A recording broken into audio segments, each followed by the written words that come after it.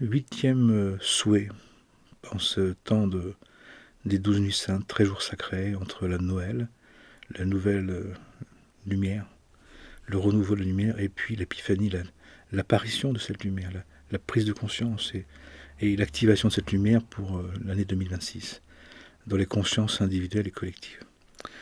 Huitième nuit sainte, préparation de la huitième nuit sainte, du passage du 31 décembre au 1er janvier.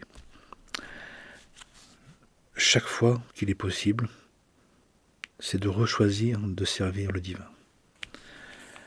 Dans chaque situation, chaque circonstance, le quotidien que nous vivons tous nous amène la possibilité de choisir qui allons-nous servir, qui allons-nous suivre, comment allons-nous agir, comment allons-nous vivre les choses, qu'est-ce qu'on va faire de ce qui se produit. Et on voit bien que d'instant en instant, à vrai dire, à chaque situation, on pourrait dire à chaque souffle, à chaque respiration, nous sommes dans un choix à reconduire. La constance, la régularité, l'intégrité, l'intensité dépend de ce choix que nous avons donc à reconduire, que nous avons à animer de notre désir, à animer de notre intention. Nous avons à développer une volonté de servir et de continuer à servir. Ça veut donc dire qu'il ne suffit pas d'avoir eu envie à un moment donné d'être disciple du tout amour et ensuite d'être le serviteur du tout amour. Mais ça nous demande de le rechoisir, de le réaffirmer, de dire, dans cette situation-là, je veux le vivre comme un disciple du Christ, un disciple de Dieu, un disciple du tout amour, un disciple de la vérité divine, selon les enseignements.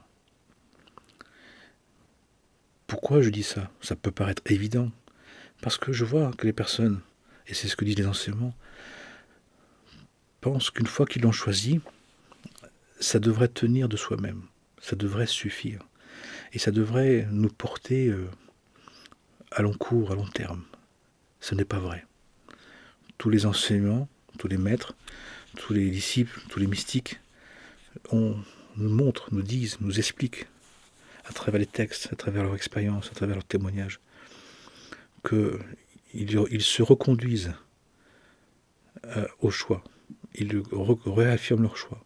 Ils redécident à chaque instant, très très souvent, à chaque situation, dans les mêmes circonstances, au quotidien, de choisir l'engagement, même quand on a fait un engagement solennel, quand on est devenu prêtre ou moine ou autre. Cet engagement, il doit être vivifié, il doit être conservé, animé au quotidien.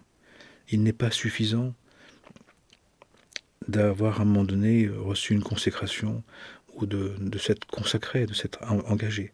Cet engagement, il a besoin d'être rechoisi, réaffirmé, redit dans la situation. Parce que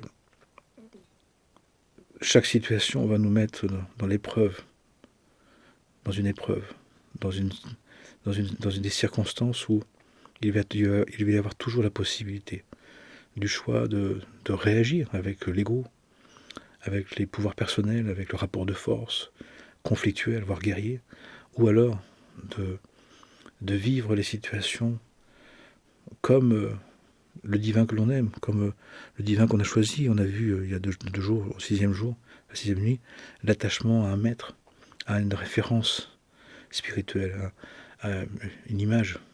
Si j'ai choisi de suivre Saint François d'Assise, je parlais par exemple, eh bien, à chaque instant, je dois me dire, mais comment Saint François aurait fait, comment il aurait agi, et d'agir en conséquence. Si j'ai choisi le Christ, c'est encore plus grandiose. Si j'ai choisi un grand maître, c'est la même chose. C'est-à-dire de trouver, de vouloir vivre les choses, de décider de les vivre comme nous voulons le vivre en Dieu, par Dieu, avec Dieu, comme nous voulons le vivre comme un être divin. Et ça, c'est un choix qui est un choix, c'est-à-dire pour que ça doit être conscient, ça doit être volontaire. Mais ça veut dire que c'est un choix. C'est-à-dire qu'à chaque fois, on va être tenté en premier de réagir selon nos critères personnels, de manière plus ou moins conflictuelle, avec nos mémoires, nos souvenirs, notre mauvais penchant, notre héréditaire, notre psychologie, notre caractère, notre tempérament, qui sont toujours dans des rapports de force, de jouer de la gloire personnelle, de l'orgueil personnel, la vanité, la prétention. Et face à ça, qui est le premier mode avec lequel on est là spontanément, nous avons à choisir de ne plus être aussi habituellement, aussi évidemment, aussi spontanément dans cette espèce de comportement égotique, de cette personnalité qui est centrée sur elle-même, qui veut toujours avoir raison, qui pense qu'il y a toujours, qui se sent toujours soit rejeté, qui soit victime, soit humilié, soit qui va s'exprimer par des rapports de force. Bien sûr qu'on peut le faire si on veut, mais on voit bien que ça ne change pas les choses. C'est que ça aggrave les choses, que ça amène encore plus de haine, de calomnie, de médisance, de violence, d'agressivité, ou d'abattement, ou d'indifférence. Et nous avons donc un autre choix possible. Mais ce choix possible, nous avons à le créer, nous avons à le fabriquer, nous avons à le désirer, nous avons à le décider. Il ne se fera pas tout seul, il ne se fera pas facilement, nous devons savoir. Je nous souhaite de comprendre ça, que c'est un travail, c'est un choix, c'est une décision qui va nous coûter, qui va nous faire pleurer, qui va nous faire serrer les dents, qui va nous sentir nous humilier, qui va nous rabaisser. Plus je veux être modeste et humble, plus je vais me sentir humilié et rabaissé. Plus je veux être dans la paix et dans l'amour du prochain, plus je vais devoir quitter la colère, la haine, la rancune, le règlement de compte spontané. C'est normal. Relisons les grands êtres qui ont fait tout ce travail de combat spirituel. Ce fameux grand djihad intérieur. Le vrai djihad. Le grand djihad intérieur. Pas l'extérieur qui ne vaut rien, mais le grand djihad intérieur. D'arriver à supporter l'affront, supporter l'humiliation, supporter la bêtise et d'aimer son prochain. Dieu dit, si tu m'aimes, tu aimes ton prochain. On voit l'amour de Dieu, c'est clair. Tu aimes Dieu, dis-moi comment t'es prochain. L'évaluation, elle est claire et nette, mais elle est rude, elle est radicale, mais elle est essentielle. Notre véritable amour de Dieu, c'est le véritable amour du prochain. Et l'amour du prochain, il est dur. C'est d'accepter de le servir et de baisser la tête.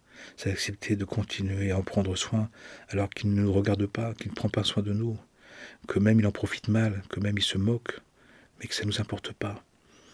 Saint François d'Assise, je repense à lui, il disait à un frère, où ils allaient vers la Noël, et ils étaient dans la neige, et son frère lui dit, mais on raconte ça, mais Saint François, qu'est-ce que tu souhaiterais? Je souhaiterais quand on arrive, qu'on nous ferme la porte au nez, et qu'on ne nous accueille pas, et qu'on nous laisse dehors, et que pour voir si nous sommes capables d'aimer notre prochain comme nous-mêmes, pour voir si dans cette épreuve-là, notre cœur est tendu vers Dieu, notre cœur est un cœur d'amour. Sans épreuve, il n'y a pas d'avancement. Sans épreuve, il n'y a pas d'avancement. Sans choix réel, volontaire, conscient, renouvelé, quotidien, qu'on s'impose, qu'on s'oblige, on ne peut pas avancer spirituellement parlant. Le miracle d'être un être divin sans rien faire n'existe pas. C'est du flanc. Hildegard de Bingen appelait ça l'éclipse spirituelle. On appelle ça l'idiotie spirituelle. On appelle ça un racontage. On appelle ça en alchimie un souffleur, un menteur. C'est du vent. Ça ne tient pas la route. C'est un travail harassant.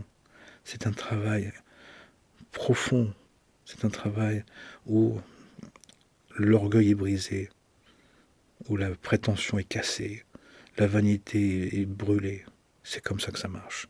Et donc, dans cette 8e nuit sainte, qui fait le passage entre le 31 décembre 2025, cette année, et le 1er janvier 2026, je nous souhaite, à chaque fois, malgré tout, malgré ce que ça nous coûtera, de peur, de peine, de larmes, de terreur, d'abattement, d'humiliation, de sentiment d'être rien, de choisir encore, de rechoisir, de se discipliner et de servir le divin, en tout et pour tout, pour participer le mieux qu'on puisse, le plus qu'on peut, à prendre soin de la vie du vivant à notre manière, qui fait qu'à la fin de notre vie, on n'aura peut-être pas fait grand-chose dans cette vie, mais on aura appris à aimer, on aura appris à prendre soin, on aura appris ce que la plus grande chose qui soit, c'est l'amour du prochain,